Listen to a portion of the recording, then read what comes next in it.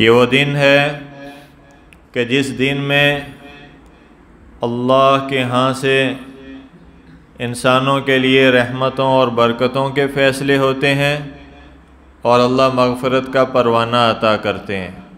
حدیث پاک میں آتا ہے کہ جب عید کی صبح ہوتی ہے تو فرشتے گلیوں کے کناروں پہ چوکوں پر کھڑے ہوتے ہیں اور اس امت کا عیدگاہ کی طرف نکلنا، عید پڑھنے کے لیے جانا، اس کو وہ دیکھتے ہیں، ان کی آوازوں کو سماعت کرتے ہیں، اور جب عیدگاہ میں یہ پہنچتے ہیں اور عیدگاہ کی طرف چلنے والے جب چلتے ہیں تو اللہ رب العزت اپنے عزت اور جلال کی قسم کھاتے ہیں۔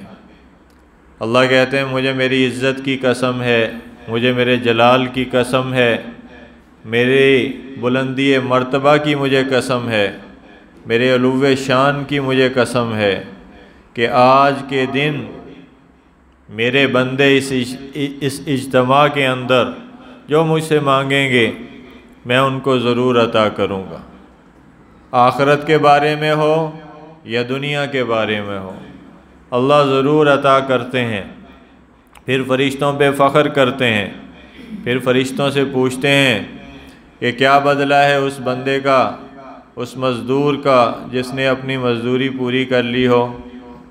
تو فرشتے عرض کرتے ہیں یا اللہ اس کی مزدوری پوری دے دی جائے، کیونکہ حدیث پاک میں آیا ہے کہ جب مزدور مزدوری کر لے تو آپ نے فرمایا کہ اس کا پسینہ خشک ہونے سے پہلے اس کی مزدوری اس کے ہاتھوں میں تھما دو، اس کو دے دو۔ اور جب بندوں کے بارے میں یہ رعایت رکھنے کا بندوں کو حکم دیا گیا تو اللہ جو اپنے بندوں پہ نہایت رؤوف بھی ہیں، مہربان بھی ہیں، رحیم بھی ہیں، ان اللہ بالناس لرؤوف الرحیم، کہ اللہ کی ذات رؤوف بھی ہے اور رحیم بھی ہے۔ اوپر والا چل رہا ہے تو اللہ اپنے بندوں کی مزدوری کیسے رکھ سکتے ہیں؟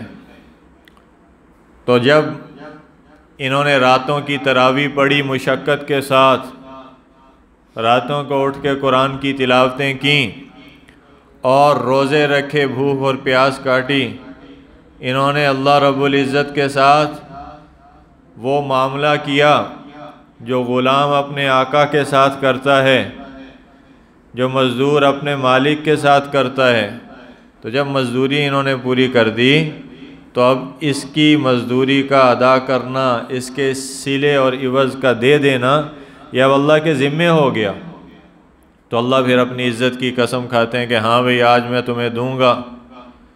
تو یہ لینے کا دن ہے اللہ سے، اللہ رب العزت کی طرف سے بخششیں عطا ہوتی ہیں۔ اور روایت میں آتا ہے کہ جب عیدگاہ سے عید پڑھ کے لوگ نکلتے ہیں تو اللہ ان کی بخشش کا اعلان فرما دیتے ہیں کہ جاؤ بخشے ہوئے اپنے گھروں کو واپس لوٹ جاؤ۔ تو جو یہ بخشش و عطا ہوتی ہے اللہ کی طرف سے تو اس پہ فرشتے بھی خوشیاں مناتے ہیں۔ ہمیں بھی پھر حکم ہے کہ تم بھی خوشی مناؤ، خوشی کا دن ہے۔ تو اس لیے کوئی ایسا کام کرنا جو خوشی کے منافی ہو وہ اس دن مناسب نہیں ہے۔ جیسا کہ بعض لوگ قبرستان کو چلے جاتے ہیں، صبح صبح میں نے دیکھا وہ کئی جا رہے ہیں، کوئی پھول اٹھائے لے کے جا رہے ہیں، کوئی پیدل جا رہا ہے، کوئی سواریوں پہ، قبرستانوں میں رش پڑ جاتا ہے۔ کیا ہے بھئی، عید کا دن ہے یہ قبرستان جانے کا دن ہے؟ وہ تو اللہ نے سارا سال دیا، جاؤ خوب جاؤ، کثرت کے ساتھ ان کی زیارت کرو۔ جو کثرت کے ساتھ جاتا ہے اس کو موت کی یاد تازہ رہتی ہے۔ لیکن یہ تو نہیں ہے کہ ایک رسم بن گئی، ایک رواج بن گیا کہ عید کے دن بھی جی ٹور جانا قبرستان نو۔ مرنے والے واپس نہیں آیا کرتے، وہ پہنچ گئے اپنی منزل پر۔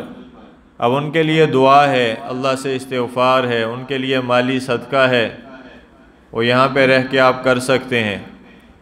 لا محالہ جب آپ قبرستان جائیں گے تو آپ کو دکھ پہنچے گا، پریشانی، تکلیف اٹھانی پڑے گی، پیاروں کی یاد تو آئے گی، ظاہری بات ہے۔ تو اللہ نے یہ دن دکھوں کے لیے نہیں دیا، اس کے لیے اور دن ہے ان کو یاد کرنے کے لیے۔ یاد کا یہ بھی مطلب نہیں ہے کہ آدمی رونے بیٹھ جائے۔ جس سے رشتہ داری ہے، عزیز ہے اس کا، وہ یاد تو آئے گا، جس کے ساتھ زندگی گزری ہے وہ یاد تو آئے گا، لیکن یہ نہیں ہے کہ بس اسی غم میں پھر اپنی عید کو جو ہے وہ ساری کو تمام کر دے آدمی، بلکہ ان کے لیے پڑھ کے اللہ سے اصالِ ثواب کرے، دعا مانگے، استغفار کرے، اللہ سے التجا کرے، اللہ آپ نے ہمیں خوشی دی، آپ ان کو بھی وہاں پہ خوشیاں عطا فرما۔ تو انشاءاللہ یہ دعا کا کرنا آپ کا زیادہ قیمتی بنے گا۔ تو یہ نہیں ہے کہ بس عید کا دن آیا اور صبح صبح جناب اس کا غم سے ابتدا کی، ایسا نہ کیا کریں۔ یہ اللہ نے خوشی کا تہوار بنایا ہے، مسلمانوں کے لیے خوشی کا موقع ہے، تو اس کو خوشی ہی کا رہنے دیں، اس میں خوشی منائیں، اور کوئی ایسا کام نہ کریں کہ جو انسان کی طبیعت کے پہ بوجھل ہو، اس کے ناگوار گزرے یا اس کے دکھ اور تکلیف کا سبب ہو۔ تو اس لیے محترم عزیزو، اس رسم کو بھی ختم کرنے کی ضرورت ہے۔ یہ رسم بہت پھیل چکی ہے، اس کو بھی ختم کیا جائے۔ ہاں آپ کل چلے جائیں، عید کے دوسرے دن چلے جائیں، وہاں جا کے ان کے لیے استغفار، وہاں بھی جا کے کیا کریں گے؟ پھول ڈالنے اور یہ چیزیں، یہ تو سب رسمیں ہیں، وہ تو پیسے کو خراب کرنا ہے۔ وہی پیسے کسی غریب کو دے دے، اس کے لیے اس کا فائدہ پہنچے گا میت کو۔ ادھر جا کے کیا کرنا ہے؟ ادھر جا کے آپ نے ان کے لیے استغفار کرنا ہے، دعا کرنی ہے، سلام کرنا ہے ان کو، جو حدیث پاک میں سلام آیا ہے، السلام علیکم یا اہل القبور یغفر اللہ لنا ولکم وانتم سلفنا ونحن بالاثر۔ اس دعا کے اندر کہ اے اہل قبور تم پر سلامتی ہو، السلام علیکم یا اہل القبور یغفر اللہ لنا ولکم، ترمذی شریف کی روایت ہے کہ اللہ تمہیں بھی معاف کرے، ہمیں بھی معاف کرے۔ یہ ہے دعا قبرستان میں جانے کی۔ اور پھر ساتھ یغفر اللہ لنا ولکم وانتم سلفنا ونحن بالاثر، کہ تم پہلے چلے گئے، ہم بھی پیچھے تمہارے آ رہے ہیں، بس ہماری بھی باری آنے والی ہے۔ وہ جانے والے بھی یوں ہی عیدیں منایا کرتے تھے، یوں ہی نئے کپڑے پہنتے تھے، نئے جوتے پہنتے تھے، خوشبوئیں لگاتے تھے، آج قبروں میں جا پڑے ہیں۔ تو اس لیے یہ دعا اور اس کا آخری جملہ کہ تم چلے گئے ہو، ہم بھی تمہارے پیچھے آ رہے ہیں۔ اور مسلم شریف کی دوسری دعا ہے قبرستان میں، اس میں آتا ہے کہ اس میں بھی یہی مطلب ہے کہ انشاءاللہ ہم عنقریب تم سے ملنے والے ہیں، اللہ نے چاہا تو ہم بھی تم سے ملنے والے ہیں، لاحقون، ہم تم سے آ کے تمہارے انجام کو یعنی پہنچ جائیں گے۔ تو یہ بھی ہو سکتا ہے کہ اللہ نے چاہا تو وہاں پہ ملاقات بھی ہو جائے، جیسا کہ بعض صحابہ سے یہ منقول ہے کہ آخری وقت میں وہ کہتے تھے، خوش ہوتے تھے کہ اب دنیا سے جائیں گے تو جناب نبی پاک صلی اللہ علیہ وسلم سے جا کر ملاقات ہوگی۔ حضرت بلال رضی اللہ عنہ کے بارے میں آتا ہے، خوش ہونے لگے اور بیوی رونے لگی۔ گھر والوں نے کہا کہ آپ کی طبیعت خراب آخری دموں پر، تو انہوں نے کہا کہ اس سے زیادہ خوشی کی کیا بات ہے کہ ادھر سانس نکلے گی اور ادھر اپنے آقا سے جا کے ملیں گے، ملاقات ہوگی۔ اسی لیے روایت میں آتا ہے کہ موت مومن کے لیے تحفہ ہے، اور کس کے لیے تحفہ ہے، کس کے لیے عید ہے؟ کہ جس کی زندگی رمضان جیسی گزرے گی، جس کی زندگی رمضان جیسی گزری، موت اس کی عید بن کر آئے گی اللہ کی طرف سے۔ رمضان ہمیں یہی سمجھانے آتا ہے، یہی بتانے آتا ہے، اس بات کی عملی مشق کروانے آتا ہے کہ ایک مہینہ اللہ کی اطاعت میں گزارو، اور اس طرح گزارو کہ اللہ یاد آ جائے، اس طرح گزارو کہ اللہ رب العزت سے ہمارا تعلق بن جائے۔ رمضان تو چلا گیا، چلا جانے کے لیے آتا ہے کہ چلا جائے گا، جانے کے لیے ہی اترتے ہیں دن یہ، لیکن یہ تقویٰ دے کر جاتا ہے۔ یا ایھا الذین آمنوا کتب علیکم الصیام کما کتب علی الذین من قبلکم لعلکم تتقون، تاکہ تم متقی بن جاؤ۔ روزے ہم نے اس لیے فرض کیے ہیں، راتوں کی عبادت اس لیے رکھی ہے کہ رمضان کے اندر تقوی حاصل ہو جائے، اور یہ تقوی آدمی کو 11 مہینے چلائے گا۔ اب جیسے ٹینکی فل ہوتی ہے نا گاڑی کی، وہ کہتے ہیں کتنا پوانا تیل، اب ٹینکی فل کرو جی۔ ٹینکی فل کا کیا مطلب ہے کہ جہاں پہ جانا ہے وہاں سے ہو کر بھی واپس پہنچ جائیں گے، جب تک کہ ہمارا اپنا شہر پھر آ جائے گا، پھر موقع مل جائے گا ٹینکی فل کروانے کا۔ تو رمضان میں کیا ہے کہ ایمان کی ٹینکیاں فل ہو گئیں کہ اب یہ 11 مہینے کام دے گا پٹرول، یہ جو ایمان کا پٹرول آ گیا، اب یہ 11 مہینہ یہ تقویٰ تمہیں چلائے گا، گناہوں سے بچائے گا۔ جو رمضان میں بچ گیا گناہ سے، باقی دنوں میں بچنا اس کے لیے آسان ہے۔ جو رمضان میں نہیں بچا، باقی دنوں میں اس کے لیے اور مشکل ہے۔ اور یہ تو گزر گیا، جس نے تو کی ہے، کچھ اکٹھا کیا ہے، عبادات کی ہیں، اللہ کی توفیق سے کچھ کیا ہے، اس کو تو ہو صدہ مبارک۔ اور جو کچھ نہیں کر سکا بیچارہ، تو وہ کم از کم چلو آج عید پڑھنے تو آ گیا کوئی، تو آج کے دن ہی توبہ کر لے۔ اس دن کو بھی اللہ نے توبہ کا قرار دیا کہ یہاں پہ بخشش کا پروانہ ہے۔ روایت میں آتا ہے عیدگاہ میں جب آتے ہیں لوگ، اللہ مغفرت کرتے ہیں ان کی، تو آج ہی توبہ کر لیں، آج ہی نیت کر لیں کہ اللہ جتنی کمی کوتاہی ہو گئی اور جتنا مجھ سے جو ہے وہ سستی ہو گئی، کاہلی ہو گئی، خطائیں ہو گئیں اور غفلتیں ہو گئیں، اللہ ان کو معاف فرما دیں۔ اور اب آئندہ کے لیے میں نیت کرتا ہوں، رمضان تو میں نے کھو دیا ہے، آئندہ تیری نافرمانی کا کوئی کام نہیں کروں گا۔ تو انشاءاللہ رمضان جو ہے وہ اپنی بہاریں اب بھی آپ کو دے گا، اب بھی دے سکتا ہے، کہ وہ گھڑیاں تھی توبہ کی، اور ان سے پیغام توبہ اس امت کو نصیب ہوا۔ اس پیغام کو تازہ کرنے کے لیے عید کا اجتماع، اور اس پہ خوشی کا اظہار کرنے کے لیے عید کا اجتماع، تو اس میں بھی نیت کی جا سکتی ہے۔ اور ہر وقت توبہ کے دروازے، اللہ کا کرم ہے، فضل ہے کہ اس کے دروازے ہر ایک کے لیے ہر وقت میں کھلے ہوئے ہیں۔ مایوسی وہاں پہ ہے ہی کوئی نہیں۔ وہ خود کہتا ہے یا عبادی الذین اسرفوا علی انفسہم، اے میرے وہ بندو جنہوں نے اپنی جانوں پہ ظلم کر لیا ہے۔ کہتا ہے بچہ، میرا بچہ، ماں کہتی ہے میرا بیٹا، بے شک کتنا برا ہو، ماں برا اس کو نہیں کہتی، ماں اس کو برا نہیں کہتی، کیونکہ اس کو پتہ ہے یہ میرا بچہ ہے۔ وہ کہتا ہے ہائے میرا بیٹا۔ تو اللہ کہتے ہیں یا عبادی، اتنی محبت، اتنی مٹھاس سے پکارا ہے کہ کیا ہی کہنے، کہ اے میرے بندے، اور کون متقی؟ نہیں،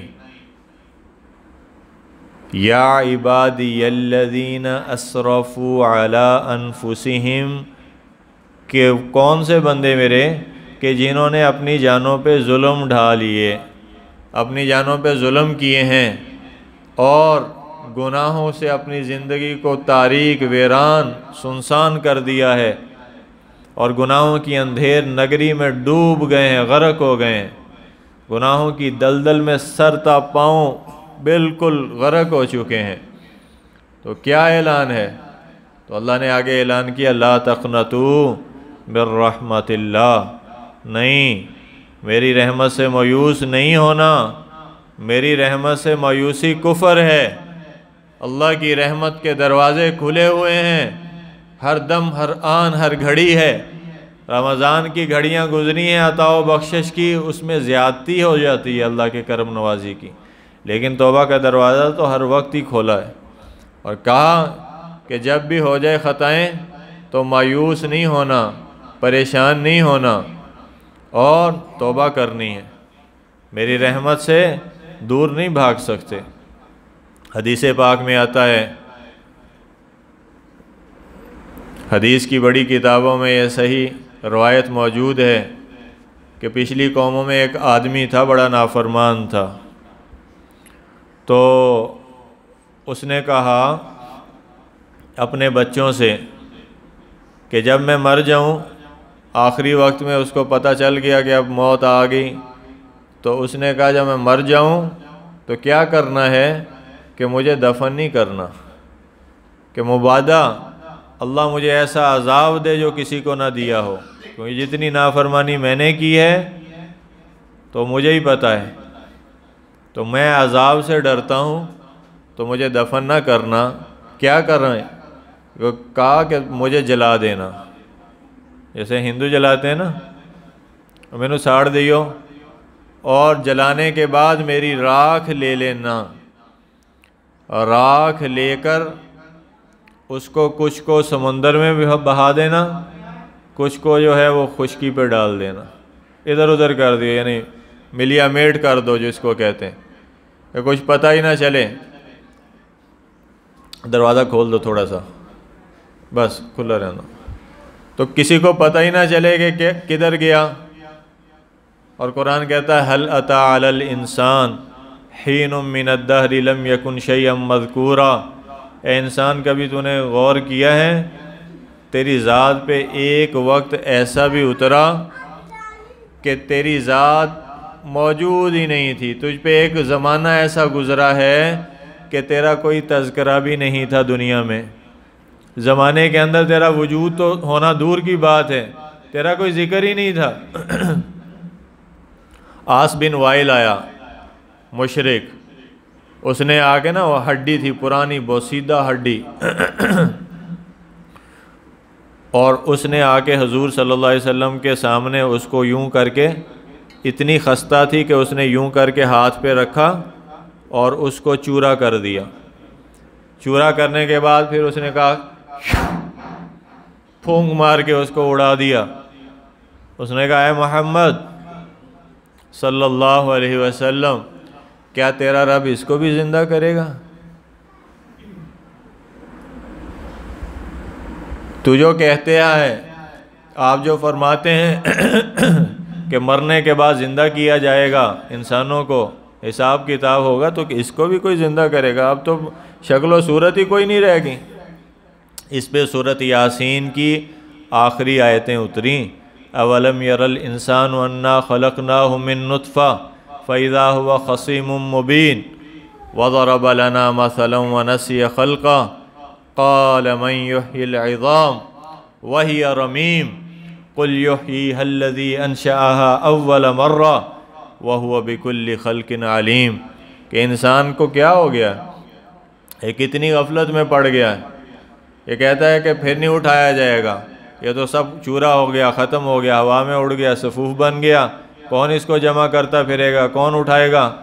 تو اللہ نے کہا ایک ہی مثال دی ایسی، اللہ نے کہا کہ تمہیں پتہ نہیں ہے کہ تم کچھ بھی نہیں تھے، میں نے ہی بنا دیا تھا۔ سب کہو سبحان اللہ۔ اور جب تم تھے ہی کچھ نہیں تو ہم نے بنا دیا تمہیں۔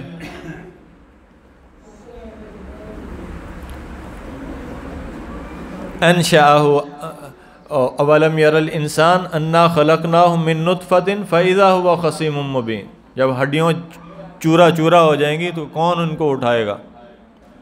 وضرب لنا مثلا ونسی خلقہ، اپنی خلقت کو بھول گیا، مثالیں دینی شروع کر دیں کوئی۔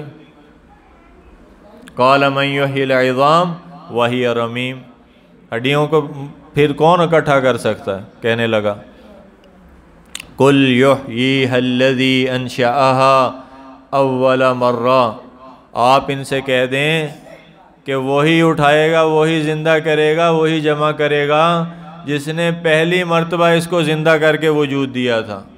وہو بکل خلق علیم، کیوں نہیں زندہ کر سکتا؟ وہ تو ہر چیز کر سکتا ہے، وہ تو سب سے بڑا خالق اعظم ہے، خلاق اعظم ہے، وہ تو بنانے پہ قادر ہے۔ وہ مصور، اللہ کی ایک صفت ہے، مصور اس کو کہتے ہیں جس کے سامنے پہلے کوئی نقشہ تصویر ہو ہی نہ، سامنے کوئی روڈ میپ نہ ہو کہ کیا کرنا ہے، کس طرح بنانا ہے، یہ نقشہ چھوٹا سا، یہ پیمائشیں، یہ سب کچھ کرنے کے بعد بننے والی عمارتیں۔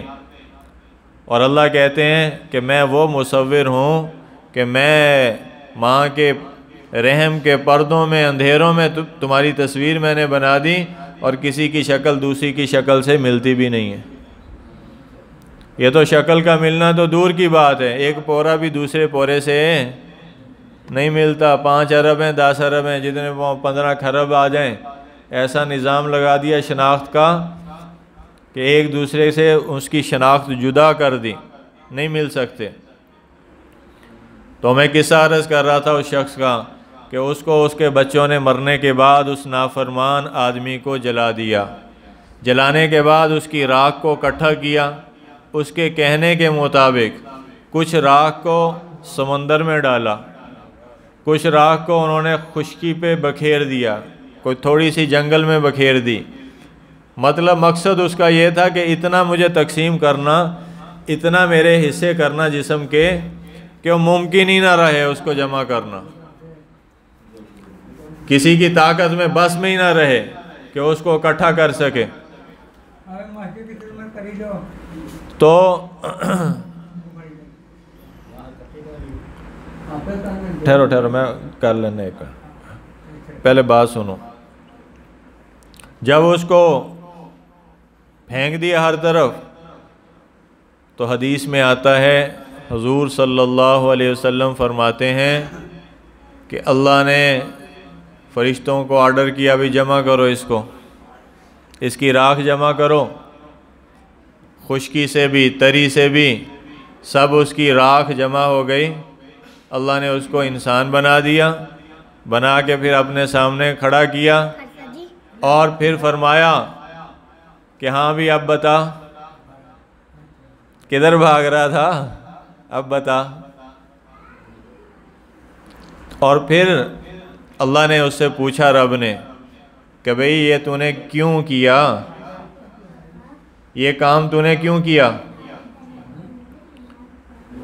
تو وہ کہنے لگا، یا اللہ میں نے تو اسی خوف سے کیا تھا کہ تو اکٹھا کر کے جمع کر کے اپنے سامنے کھڑا نہ کر لے پھر عذاب نہ دے، میں تو اسی خوف سے ڈر گیا تھا۔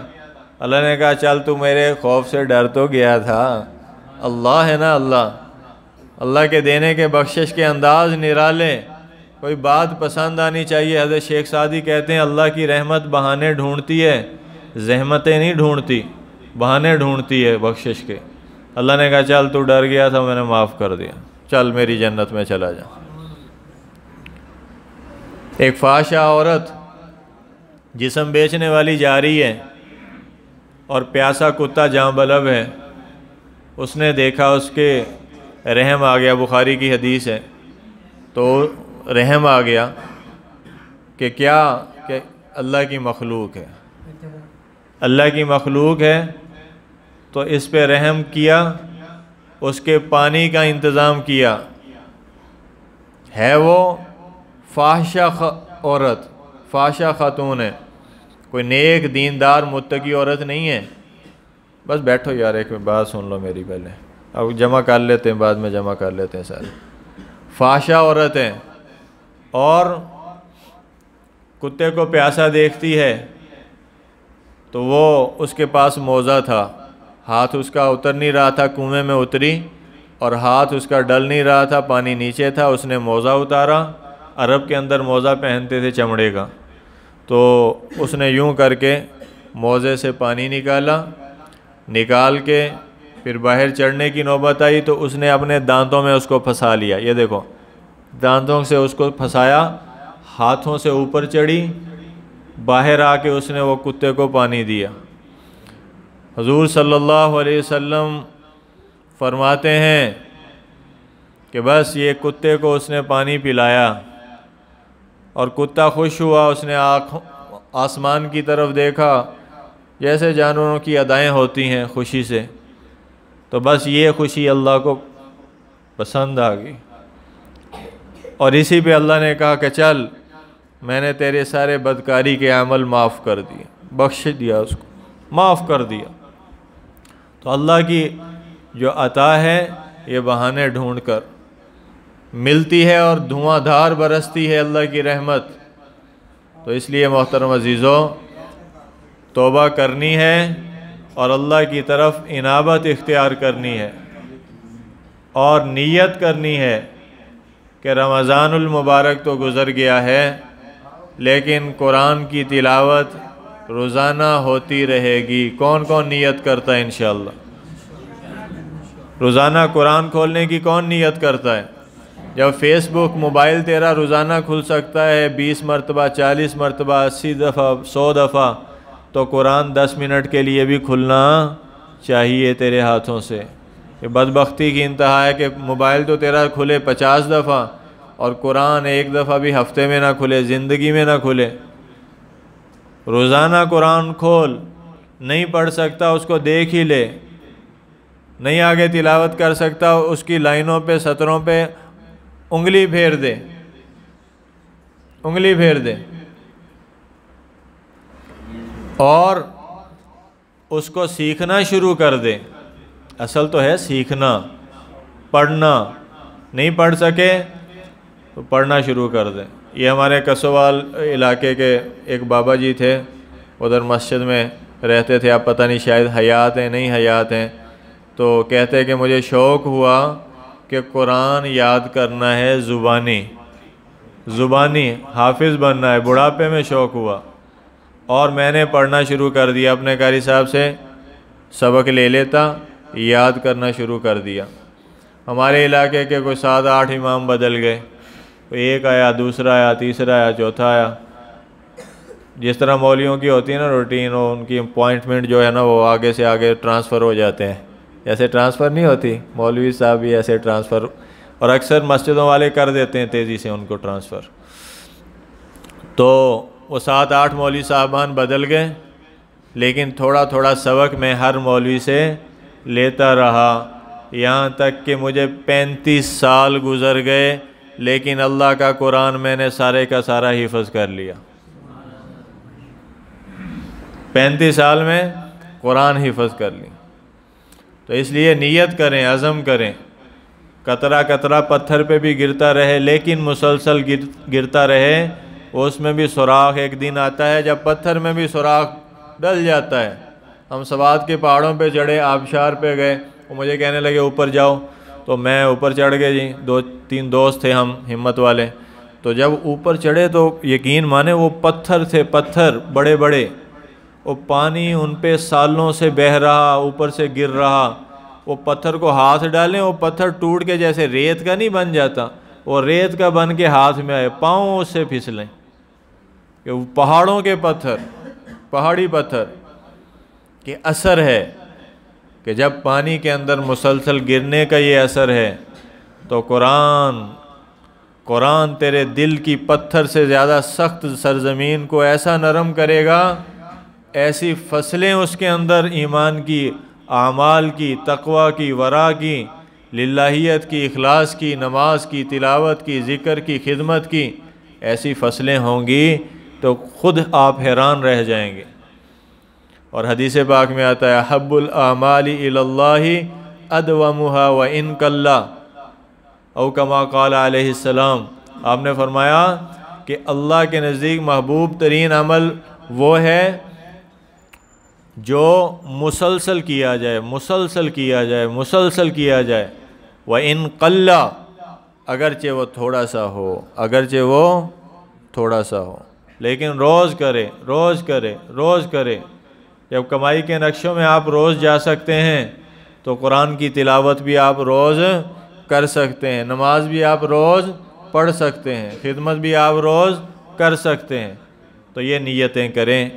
عید کا اجتماع اس بات کا اجتماع ہے، اللہ تعالی ہم سب کو اس پہ عمل کی توفیق نصیب فرمائے۔ اب قاری صاحب کی جو خدمت کرنی ہے وہ جلدی جلدی 2 منٹ کے اندر کر لو، اور پھر اس کے بعد انشاءاللہ پھر عید کی نماز پڑھتے ہیں۔